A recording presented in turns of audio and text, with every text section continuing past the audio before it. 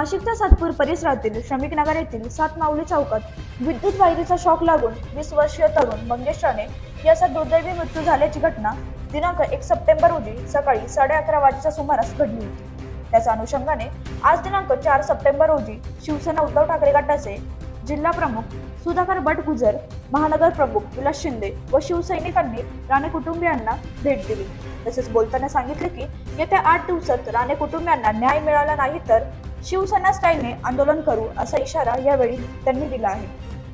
या प्रसंगी जिल्हा प्रमुख सुधाकर बटगुजर, महानगर प्रमुख विलास शिंदे, माजी नगरसेविका हेमलता कांडेकर, देवा जाधव, प्रमोद जाधव, साहेबराव जाधव, विलास गायकवाड, दिनकर कांडेकर, गोकुळ नागरे, नलेश सोनवणे, इंद्रवान सांगळे, संतोष पवार, सुनील मौले, हर्षद काळे आदीसह शिवसैनिक व परिसरातील नागरिक मोठ्या संख्येने उपस्थित होते। या प्रसंगी जिल्हा अध्यक्ष सुधाकर बटगुजर यांनी अधिक माहिती दिली आहे।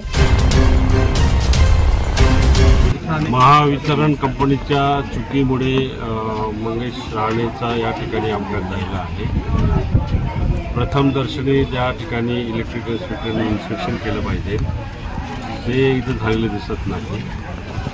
11 kV लाईनवरती फीडर जे असतात, JCB असेल, ब्रेकर असेल, तो ब्रेकर या ठिकाणी ट्रिप झाला पाहिजे होता, परंतु त्याच्या अपघातामध्ये हाताला एकदम घट्ट असा कट झालेला दिसला या ठिकाणी सांगण्यावरून।